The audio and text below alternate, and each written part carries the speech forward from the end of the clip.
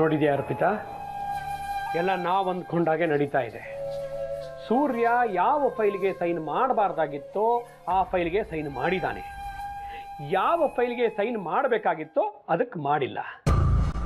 ಅದಿಟ್ಕೊಂಡು ಏನು ಮಾಡ್ತೀರಾ? ಏನು ಮಾಡ್ತೀನಿ? ಅವನು ಭ್ರಷ್ಟಾಚಾರದಲ್ಲಿ ಸಿಕ್ಕಾಕೊಂಡು MLA ಸ್ಥಾನನ ತ್ಯಜಿಸಿ ಸಾಮಾನ್ಯ ಪ್ರಜೆ ಆಗಬೇಕಾಗತ್ತೆ. ಹೇಗಿದ್ರು ಅವನ ಮೇಲೆ ಕಿಡ್ನ್ಯಾಪ್ ಕೇಸ್ ಇದೆ, ಅದನ್ನ ಸ್ಟ್ರಾಂಗ್ ಮಾಡಿಬಿಟ್ರೆ ಅಲ್ಲಿಗೆ ಶತ್ರು ಸಂಹಾರ ಆದ ಹಾಗೇನೆ. ನೋಡ್ತಾ ಇರು, ಇಷ್ಟರಲ್ಲೇ ಆ ಸೂರ್ಯನ ಸಾಮ್ರಾಜ್ಯ ಕಳಚಿ ಬೀಳೋದಕ್ಕೆ ಕೌಂಟ್ ಡೌನ್ ಶುರು ಆಗತ್ತೆ. ಏಯ್, ಎಲ್ಲರೂ ಒಂದೊಂದು ಡೇಟ್ ಹೇಳ್ರ. ಹೇಳ. 25. ನೀನು 17. ನೀನು 15. ನೀನು ಹೇಳ. 9.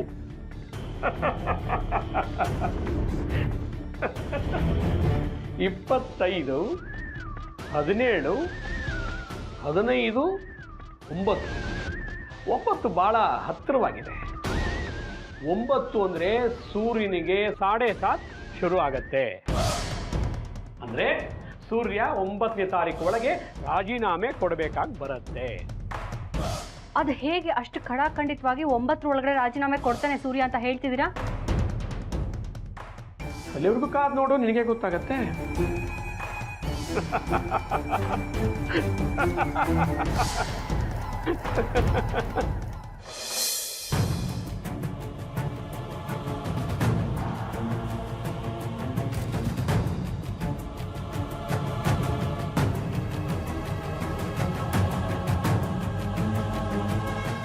ಮೇಡಮ್, ನೀವು ಇವ್ರಿಗೇನಾಗಬೇಕು?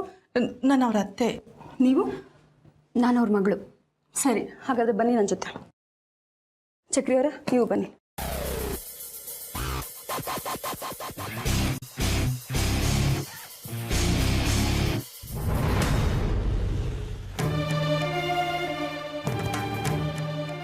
ನೋಡಿ ಮೇಡಮ್, ನಿಮ್ಮ ತಂದೆ ಕಂಡೀಷನ್ ತುಂಬ ಕ್ರಿಟಿಕಲ್ ಆಗಿದೆ. ಅವರು ಕೌನ್ಸಿಲಿಂಗ್ ಜೊತೆಗೆ ಒಂದು ವಾರಗಳ ಕಾಲ ಟ್ರೀಟ್ಮೆಂಟ್ ಅವಶ್ಯಕತೆ ಇದೆ. ಅವ್ರನ್ನ ಅಬ್ಸರ್ವೇಷನ್ಲೂ ಇಡಬೇಕಾಗತ್ತೆ, ಇಲ್ಲಾಂದರೆ ಅವ್ರ ಜೀವಕ್ಕೆ ಅಪಾಯ. ಡಾಕ್ಟರ್, ಈಗ ನಮ್ಮ ಡ್ಯಾಡ್ ನನ್ನ ಮದುವೆ ಮಾಡಬೇಕು ಅಂತ ತುಂಬ ಆಸೆ ಪಡ್ತಾ ಇದ್ದಾರೆ. ನೋ, ನೀವೀಗ ಅದ್ರ ಬಗ್ಗೆ ಯೋಚನೆ ಕೂಡ ಮಾಡಬಾರ್ದು. ನೀವೀಗ ಫಂಕ್ಷನು ಅದು ಇದು ಅಂತ ಇಟ್ಕೊಂಡ್ರೆ ಅವ್ರು ಅಲ್ಲಿ ಇಲ್ಲಿ ಅಂತ ಓಡಾಡಿ ನೀವು ಮದುವೆ ನೋಡೋಕ್ಕಿಂತ ಮುಂಚೆನೇ ನೀವು ಅವ್ರನ್ನ ಕಳ್ಕೊಬೇಕಾಗತ್ತೆ. ಇಲ್ಲ ಡಾಕ್ಟರ್, ಇಲ್ಲ. ನಮಗೆ ನನ್ನ ಅವಳ ಮದುವೆಗಿಂತ ಅವ್ರ ಪ್ರಾಣ ಉಳಿಬೇಕು, ಅವ್ರ ಆರೋಗ್ಯ ಚೆನ್ನಾಗಿ ಆಗಬೇಕು. ಹಾಗಾದರೆ ಒಂದು ಕೆಲಸ ಮಾಡಿ,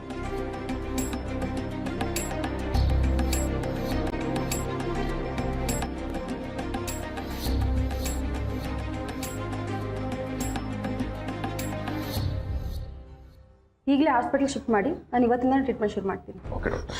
ಚಕ್ರಿ, ನೀವು ಬೇಗ ಆಂಬ್ಯುಲೆನ್ಸ್ ಕಾಲ್ ಮಾಡಿ ಡ್ಯಾಡ್ನ ಹಾಸ್ಪಿಟಲ್ ಕರ್ಕೊಂಡು ಹೋಗೋಣ. ಕಾಲ್ ಮಾಡೋ ಅವಶ್ಯಕತೆ ಇಲ್ಲ, ಆಲ್ರೆಡಿ ಆಂಬ್ಯುಲೆನ್ಸ್ ಬಂದು ನಿಂತಿದೆ. ನೀನು ಅಂಕಲ್ನ ಕರ್ಕೊಂಡು ಹೊರಡು, ನಿಮ್ಮ ಅಜ್ಜಿನ ನಾನು ಕರ್ಕೊಂಡು ಬರ್ತೀನಿ. ಡಾಕ್ಟರ್, ನೀವು ನಮ್ಮ ಜೊತೆ ಬಂದಿದ್ರೆ ಚೆನ್ನಾಗಿರ್ತಿತ್ತು. ಡೋಂಟ್ ವರಿ, ನಾನು ಹಾಸ್ಪಿಟ್ಲಿಗೆ ಕಾಲ್ ಮಾಡಿ ಹೇಳ್ತೀನಿ, ನೀವು ಹೊರಡಿ. Okay, thank you doctor.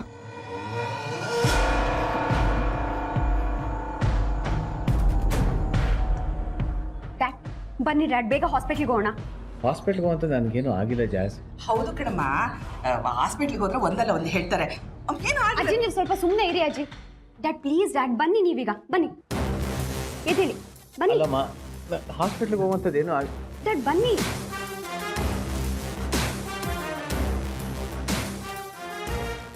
ಹಾಸ್ಪಿಟ್ಲಿಗೆ ಹೋಗುವಂಥದ್ದೇನು ಬನ್ನಿ. ಸರಿ, ಹಾಗಾದ್ರೆ ನಾನು ಬರ್ತೀನಿ. ಅಜ್ಜಿ ನೋಡಿ, ನಾನು ಡ್ಯಾಡ್ನ ಕರ್ಕೊಂಡು ಆಂಬ್ಯುಲೆನ್ಸ್ ಅಲ್ಲಿ ಹೋಗ್ತೀನಿ, ನೀವು ಚಕ್ರಿ ಜೊತೆ ಬನ್ನಿ. ಬನ್ನಿ ಡ್ಯಾಡ್, ಬನ್ನಿ. ಆಂಬ್ಯುಲೆನ್ಸ್ ಅಲ್ಲಿ ಹೋಗುವಂಥದ್ದು ಬನ್ನಿ ಡ್ಯಾಡ್. ಜಾಸ್ಮಿನ್ ಮಾಡ್ತಾ ಇದೆ.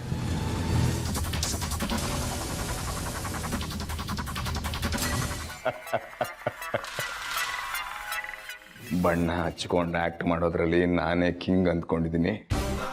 ಮುಖಕ್ಕೆ ಮಾಸ್ಕ್ ಹಾಕೊಂಡು ನನ್ನ ಹತ್ರನೇ ಆಟ ತೋರ್ಸಕ್ಕೆ ಬರ್ತೀರಾ?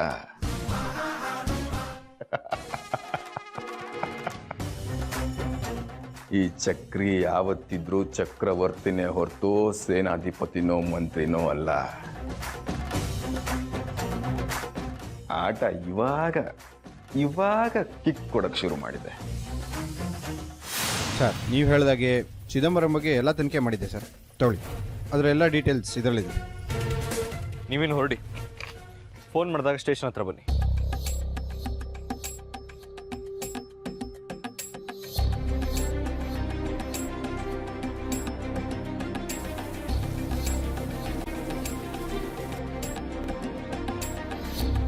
ಡ್ಯಾಡ್, ನೀವು ಹೇಳ್ದಂಗೆ ಚಿದಂಬರಂ ಬಗ್ಗೆ ಎಲ್ಲ ಡೀಟೇಲ್ಸ್ ಕಲೆಕ್ಟ್ ಮಾಡಿದೆ.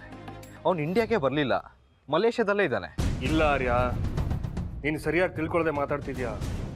ಅವ್ನು ಇಂಡಿಯಾಗೆ ಬಂದಿರೋದ್ರ ಬಗ್ಗೆ ನನಗೆ ಸ್ಪಷ್ಟವಾದ ಮಾಹಿತಿ ಇದೆ. ಡ್ಯಾಡ್ ಪ್ಲೀಸ್, ನೀವು ಬರೀ ಆ ಡಿಟೆಕ್ಟಿವ್ನ ನಂಬೋದಕ್ಕೆ ಹೋಗಬೇಡಿ. ಪೊಲೀಸ್ ಮಾಹಿತಿನೂ ಸರಿಯಾಗೇ ಇರುತ್ತೆ.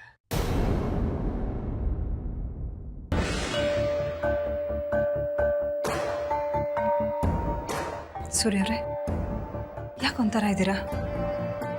ಯಾರ್ದು ಫೋನು? ಏನು ಅಂತ ಹೇಳಿ ಆರ್ತಿ ಅವರೇ, ನಾನು ಎಷ್ಟು ಹೇಳಿದ್ರು ಆರ್ಯ ನನ್ನ ಮಾತು ಕೇಳ್ತಾ ಇಲ್ಲ. ಕಿಡ್ನಾಪ್ ವಿಷಯದಲ್ಲಿ ನನ್ನನ್ನು ಸಿಕ್ಕಾಕ್ಸೋದಕ್ಕೆ ಟ್ರೈ ಮಾಡ್ತಿರೋದು ಯಾರು ಗೊತ್ತಾ?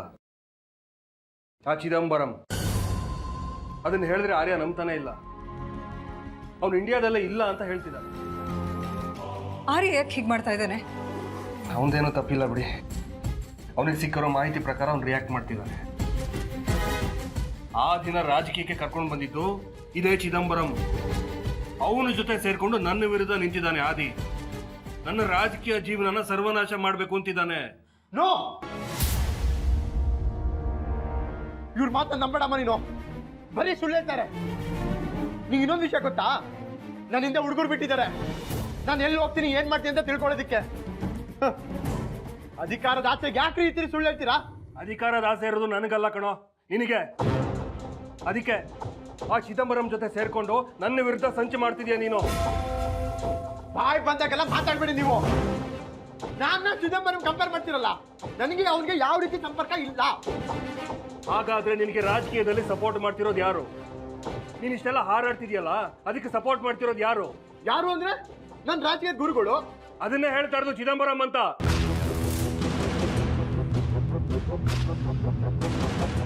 ಅದೇ ಸೂರ್ಯ ಅವ್ರು ಹೇಳ್ತಾರೆ ನಿಜ. ನಾನು ಚಿದಂಬರಂ ನಿನ್ಗೂ ಸಂಪರ್ಕ ಇದೆಯಾ? ಅವನಿನ ನಿನಗೆ ರಾಜಕೀಯ ಕರ್ಕೊಂಬಂದಿರೋದು. ನಿನ್ನೇ ಕೇಳ್ತಾ ಇರೋದು ನಾನು.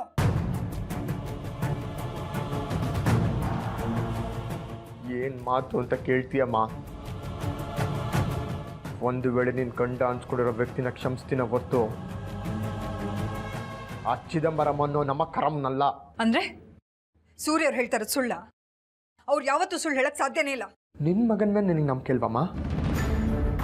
ಈ ಮನುಷ್ಯನ್ ಮಾತು ನಂಬೇಡಿ. ನಿನ್ನಿಂದ ನನ್ನ ದೂರ ಮಾಡೋದಕ್ಕೆ ಏನ್ ಬೇಕು ಸುಳ್ಳು ಹೇಳ್ತಾರೆ ಇವರು. ನಾನ್ ಕೇಳ್ತಾ ಇರೋದು ಸೂರ್ಯವ್ರನ್ನ ನಂಬೇಕೋ ಬೇಡವೋ ಅಂತ ಅಲ್ಲ. ಸೂರ್ಯ ಅವ್ರ ಬಗ್ಗೆ ನನಗೆ ಚೆನ್ನಾಗಿ ಗೊತ್ತಿದೆ. ನೀನ್ ರಾಜಕೀಯಕ್ಕೆ ಬರೋದಕ್ಕೆ ಚಿದಂಬರಂ ಕಾರಣ ಹೌದೋ ಅಲ್ವೋ ಅಂತ ಕೇಳ್ತಾ ಇರೋದು.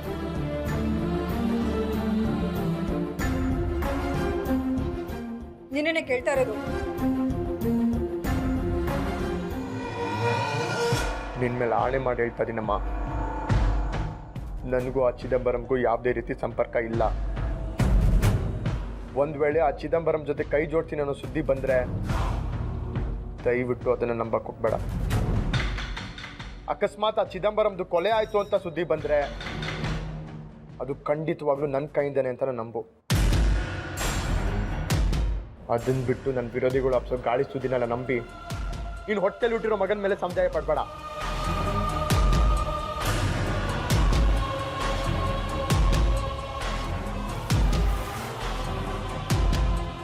ಕೇಳಿದ್ರ? ಈಗಲಾದ್ರೂ ನನ್ನ ನಂಬ್ತೀರಾ?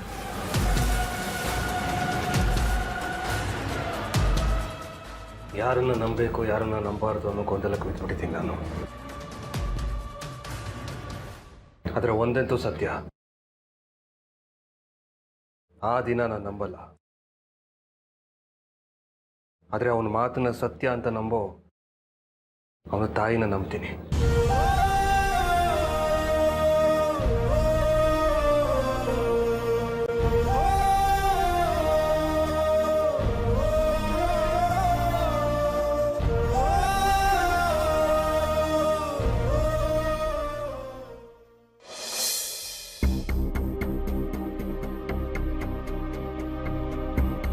ಶಶು,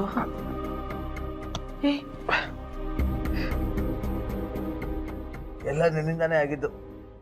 ಕೊಡೋದು ಕೊಟ್ಟೆ, ಇಂಥ ಮನೆ ಹಾಳು ಐಡಿಯಾನ ಕೊಡೋದು ಅಲ್ಲ ಕಣ. ನಿನ್ಗೆ ಹಿಂಗೆಲ್ಲ ಆಗಲಿ ಅಂತ ಬಯಸಿ ನಾನು ಐಡಿಯಾ ಕೊಟ್ಟೆ. ಆ ಚಕ್ರಿ ಯಾರು ಅಂತ ತಿಳ್ಕೊಳ್ಳೋಣ ಅಂತ ಐಡಿಯಾ ಮಾಡಿದೆ.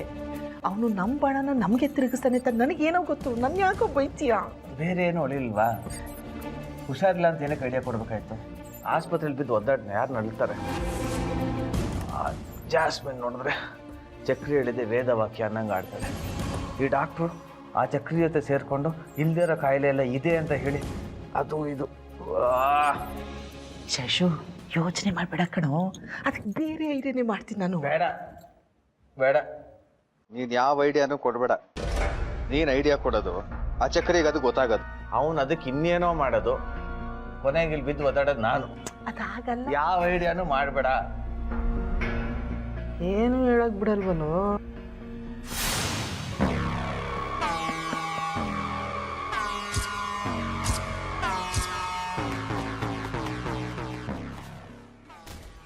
ಇದಿನ್ನೂ ಆಟದ ಆರಂಭ ಅಷ್ಟೇ. ಅಂತ್ಯದ ಹೊತ್ತಿಗೆ ಇನ್ನೂ ಏನೇನು ಕಾಟಗಳನ್ನ ಅನುಭವಿಸಬೇಕು ಅಂತ ನಿಮಗೆ ಊಹೆ ಕೂಡ ಮಾಡ್ಕೊಳಕ್ಕಾಗಲ್ಲ. ಅಷ್ಟೊಂದು ಕಿರಿಕ್ಕಿದೆ ನನ್ನ ಕಡೆಯಿಂದ.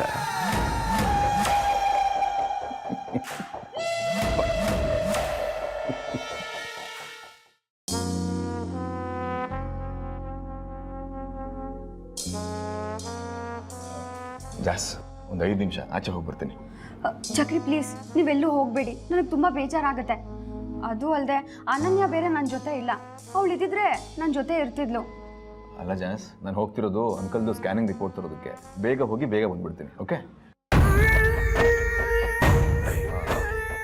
ನಿನಗೆ ಬೋರ್ ಆದರೆ ಒಂದು ಕೆಲಸ ಮಾಡು, ಆ್ಯಡಿನ್ ಕರ್ಸ್ಕೊ. ಅವನು ನಿನ್ನ ಜೊತೆ ಇದ್ದರೆ ನಿಮಗೂ ಹೆಲ್ಪ್ ಆಗುತ್ತೆ ಅಲ್ಲ? ಹೌದಲ್ವಾ? ಎಸ್. ಓಕೆ ಓಕೆ, ಒಳ್ಳೆ ಐಡಿಯಾ. ನಾನು ಈಗಲೇ ಅವನಿಗೆ ಫೋನ್ ಮಾಡ್ತೀನಿ. ಬಾಯ್ ಬಾಯ್.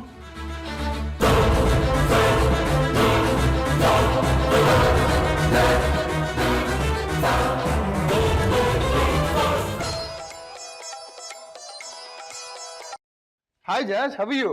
ಹಲೋ ಆಡಿ, ಎಲ್ಲಿದ್ಯಾ ನೀನೀಗ? ಇಲ್ಲೇ ಮನೇಲಿದ್ದೀನಿ. ಏನು ಸಮಾಚಾರ? ನಾನೀಗ ಹಾಸ್ಪಿಟ್ಲಲ್ಲಿದ್ದೀನಿ. ಪ್ಲೀಸ್ ಬೇಗ ಬಾ. ಯಾಕೆ ಜಾಸ್, ಏನಾಯ್ತು? ಹುಷಾರಾಗಿದೆ ತಾನೆ? ನನ್ಗಲ್ಲ, ಡ್ಯಾಡ್ಗೆ ತುಂಬಾ ಸೀರಿಯಸ್ ಆಗಿದೆ. ಅವರು ಹಾಸ್ಪಿಟ್ಲಲ್ಲಿ ಅಡ್ಮಿಟ್ ಆಗಿದ್ದಾರೆ. ಎಲ್ಲಿ ಬರಬೇಕು? ನೋಡು, ನಾನು ನಿನಗೆ ಹಾಸ್ಪಿಟ್ಲ್ ಅಡ್ರೆಸ್ ಮೆಸೇಜ್ ಮಾಡ್ತೀನಿ. ಪ್ಲೀಸ್ ಬೇಗ ಬಾ. ಓಕೆ ಓಕೆ, ನಾನು ಈಗಲೇ ಬರ್ತೀನಿ. 10 ನಿಮಿಷ ಅಲ್ಲಿರ್ತೀನಿ. ಸರಿ, ಬಾಯ್.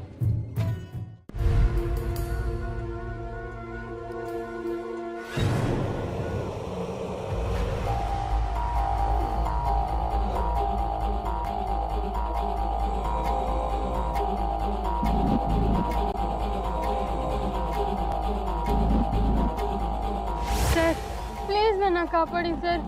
ಇವರೆಲ್ಲ ನನ್ನ ಕರ್ಕೊಂಡು ಸಾಯಿಸ್ಬಿಡ್ತಾರೆ ಸರ್. ಯಾರು ನೀವಲ್ಲ?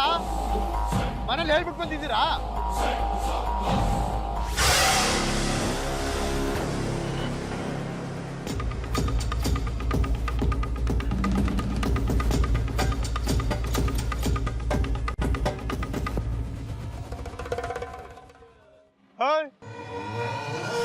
ಅವತ್ತು ನೀವು ತಾನೆ ಹುಡುಗಿನ ಓಡಿಸ್ಕೊಂಡ್ ಬಂದಿದ್ದು?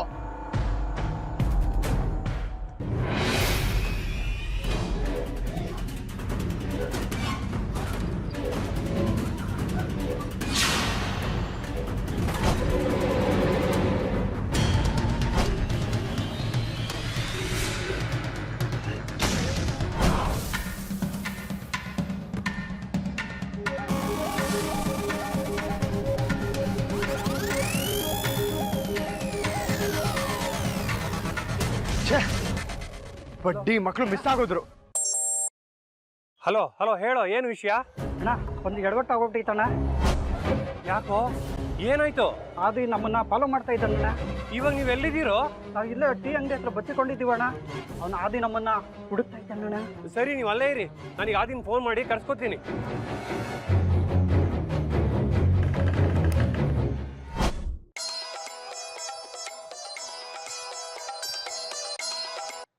ಹೇಳಿ ಸರ್. ಹಲೋ ಆದಿ, ಎಲ್ಲಿದ್ಯಾ ಆದಿ? ಸರ್, ಅದು ನಾನು ಇಲ್ಲೇ. ನೀನು ಎಲ್ಲೇ ಇದ್ರು ಸರಿ, ಅರ್ಜೆಂಟಾಗಿ ನಿನ್ನ ಹತ್ರ ಮಾತಾಡಬೇಕು. ಬೇಗ ಬಾ ಆದಿ. ಸರ್, ಸಂಜೆ ಬಂದ್ರೆ ಆಗಲ್ವ ಸರ್? ನನಗೆ ಸ್ವಲ್ಪ ಅರ್ಜೆಂಟಾಗೆ. ಅದೆಲ್ಲ ಆಗಲ್ಲ, ಈಗಲೇ ಬಾ, ಅರ್ಜೆಂಟಾಗಿದೆ. ಸರಿ ಸರ್, ಬರ್ತೀನಿ. ಛೇ, ಇವ್ರನ್ನ ಹಿಡ್ಕೊಂಡಿದ್ರೆ ಅಮ್ಮನ ಮುಂದೆ ಹೇಳ್ತಿ ಈ ಕಿಡ್ನಾಪ್ಗೂ ನನಗೂ ಯಾವ ಸಂಬಂಧ ಇಲ್ಲ ಅಂತ ಹೇಳ್ಬೋದಿತ್ತು.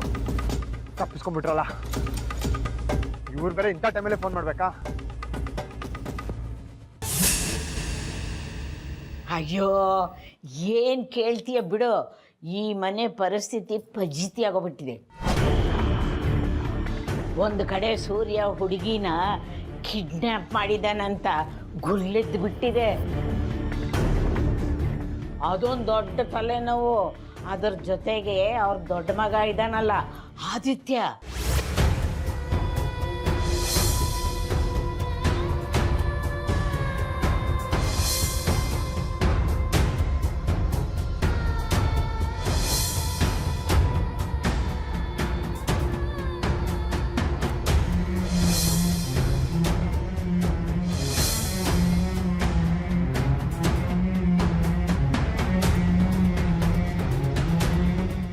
ಅದೇ ಏನು ಅಂತ ಮಾತಾಡ್ತಿದ್ಯೋ? ನೀನ್ ಎಲ್ವೇನೋ ನನ್ನ ಮದುವೆ ಆಗೋದು? ಆಗ ಅಂದ್ಕೊಂಡಿದ್ದೆ, ಆದ್ರೆ ಈಗಲ್ಲ. ನನಗೆ ನಿನ್ನ ಮದುವೆ ಯಾಕೆ ಇಷ್ಟ ಇಲ್ಲ.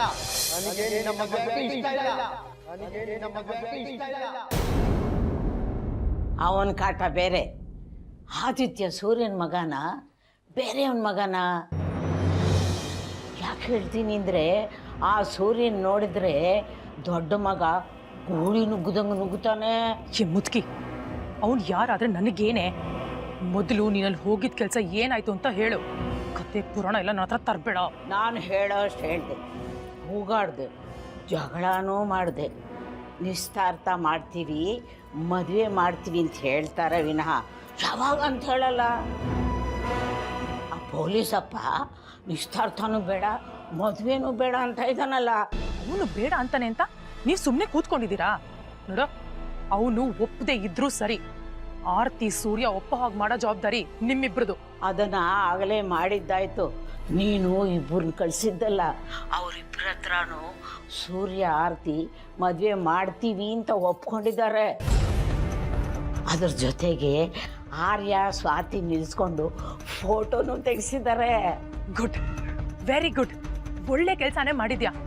ಅದು ಹೇಗೆ ಇನ್ನು ಮುಂದೆ ನನ್ನ ಮಾತು ಕೇಳಲ್ವೋ ನಾನು ನೋಡ್ತೀನಿ. ನೋಡು, ನಾಳೆವರೆಗೂ ಅವ್ರಿಗೆ ಟೈಮ್ ಕೊಡು. ನಾಳೆ ಅವ್ರಿಗಾಗೋ ಆಘಾತಕ್ಕೆ ಅವ್ರ ಪ್ರತಿಕ್ರಿಯೆ ಹೇಗಿರುತ್ತೆ ಅಂತ ನೋಡಿಕೊಂಡು ಮುಂದೆ ನಾನು ಹೇಳಿದ ಕೆಲಸನ ಮಾಡಬೇಕು. ನಾನು ಅದನ್ನೇ ಕಾಯ್ತಾ ಇದ್ದೀನಿ. ನಾಳೆ ಅವ್ರಿಗಿದೆ ಅಮಾವಾಸ್ಯೆ. ಬರೀ ಮಾತಿಂದ ಏನೂ ಪ್ರಯೋಜನ ಇಲ್ಲ. ಮೊದಲು ಕೆಲಸ, ಆಮೇಲೆ ಮಾತು. ಮತ್ತೆ ನಾನೇ ಫೋನ್ ಮಾಡ್ತೀನಿ. ಅಜ್ಜಿ, ನಂಗೆ ತುಂಬ ಭಯ ಆಗ್ತಿದೆ. ನೀವು ತುಂಬ ದೊಡ್ಡ ತಪ್ಪು ಮಾಡ್ತಿದ್ದೀರಾ ಅನ್ಸುತ್ತೆ. ಏಯ್, ಆವತ್ತಿನಿಂದ ಇದನ್ನೇ ಮಾತಾಡ್ತಾ ಇದ್ಯಾ? ನಾನು ಹೇಳ್ದಂಗೆ ಕೇಳ್ಕೊಂಡು ಬಿದ್ದಿರ್ಬೇಕಷ್ಟೇ. ಹಾಗಲ್ಲ ಅಜ್ಜಿ, ನನಗೆ ಈ ಮನೆಯವರು ಯಾವ ರೀತಿಲೂ ಅನ್ಯಾಯ ಮಾಡಿಲ್ಲ. ಅದು ಅಲ್ಲದೆ ಆರ್ಯವ್ರನ್ನ ತುಂಬ ಇಷ್ಟಪಡ್ತಾರೆ. ನೀವು ಅವ್ರ ಮೇಲೆ ಸೇರ್ ತೀರ್ಸ್ಕೊತೀನಿ ಅಂತ ಹೋಗಿ ಆರ್ಯ ಅವ್ರಿಗೆ ಈ ಮನೆಯವ್ರಿಗೆ ಹೆಚ್ಚು ಕಡಿಮೆ ಆದರೆ ಮುಂದೆ ನನ್ನ ಗತಿ ಏನು? ನಿನ್ನ ಭವಿಷ್ಯ ನನ್ನ ಕೈನಲ್ಲಿದೆ. ಬೇರೆಯವ್ರಿಗೆ ಕೊಡೋದಕ್ಕೆ ನನಗಿಷ್ಟ ಇಲ್ಲ. ನೀನು ನನ್ನ ಮಾತು ಕೇಳಲಿಲ್ಲ ಅಂದರೆ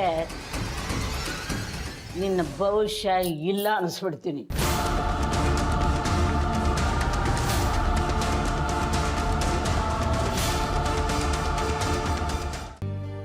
ಅದಿ, ನಿನ್ನ ಹತ್ರ ಆಂಟಿ ಟ್ಯಾಬ್ಲೆಟ್ ಇದೆಯಾ?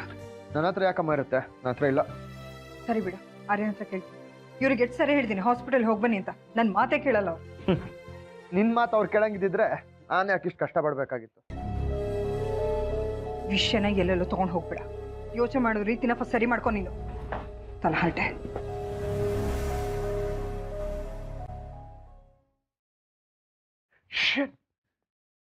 ಜಾಸ್ಮಿನ್ ಅವ್ರ ಅಪ್ಪನ ಹಾಸ್ಪಿಟ್ಲಿಗೆ ಅಡ್ಮಿಟ್ ಮಾಡಿದೀನಿ ಅಂತ ಹೇಳಿದ್ಲಲ್ವಾ? ಹೋಗೋದೇ ಮರ್ಸ್ಬಿಟ್ನಲ್ಲಪ್ಪ. ಅಟ್ಲೀಸ್ಟ್ ಫೋನ್ ಮಾಡಿ ಮಾತಾಡಬೇಕು.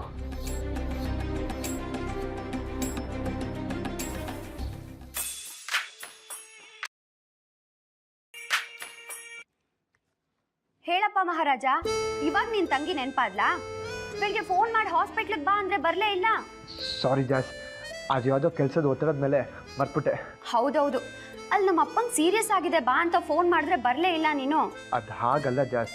ನೋಡು, ನನಗೆ ನಿನ್ನ ಮೇಲೆ ಪ್ರೀತಿ ಇಲ್ಲ ಅಂದಿದ್ರೆ ಇವಾಗ ಫೋನ್ ಮಾಡ್ತಿದ್ನಾ? ಸರಿ, ನಾಳೆ ಆದ್ರೂ ಬರ್ತೀಯೋ ಇಲ್ವೋ? ಖಂಡಿತ ಮಿಸ್ ಮಾಡದೆ ಬರ್ತೀನಿ. ಇವಾಗ ನಿಮ್ಮ ಡ್ಯಾಡಿ ಹೇಗಿದ್ದಾರೆ? ಸದ್ಯಕ್ಕೆ ನೋ ಪ್ರಾಬ್ಲಮ್. ನಾಳೆ ಒಂದೆರಡು ಚೆಕಪ್ ಮಾಡಬೇಕು ಅಂತ ಹೇಳಿದ್ದಾರೆ. ಅದಾದ್ಮೇಲೆ ಗೊತ್ತಾಗುತ್ತೆ ಕಂಡೀಷನ್ ಹೇಗಿದೆ ಅಂತ. ಸರಿ ಬಿಡು, ಹೇಗಿದ್ರು ನಾಳೆ ಬರ್ತೀನಲ್ಲ, ಎಲ್ಲ ಡೀಟೇಲ್ ಆಗಿ ತಿಳ್ಕೊಳ್ತೀನಿ. ಸರಿ ಸರಿ. ಜಾಸ್ಮಿನ್ ಪ್ಲೀಸ್ ಕೊಡೆ, ನಾನು ಮಾತಾಡ್ತೀನಿ ಪ್ಲೀಸ್. ಇಲ್ಲೊಬ್ರು ನಿನ್ ಜೊತೆ ಮಾತಾಡ್ಬೇಕು ಅಂತಿದ್ದಾರೆ. ಮಾತಾಡಿಲ್ಲ ಅಂದ್ರೆ ಜೀವನೇ ಬಿಟ್ಬಿಡ್ತಾರ ಅಷ್ಟೇ. ಯಾರು? ಒಂದ್ ನಿಮಿಷ ನಾನು ಕೊಡ್ತೀನಿ ಇರು.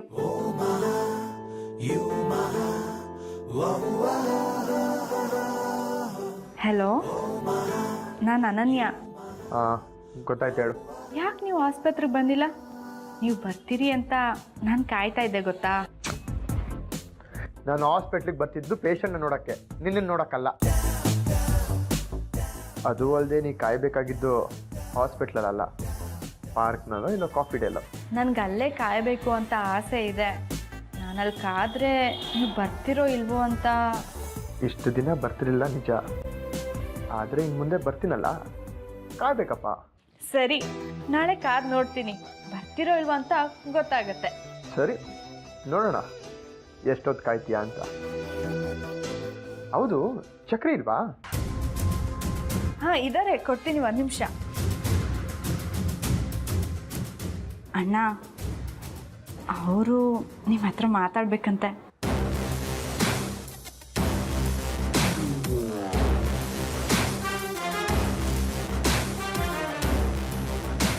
ಹೇಳಿ ಮಿಸ್ಟರ್ ಆದಿತ್ಯ ಅವರೇ.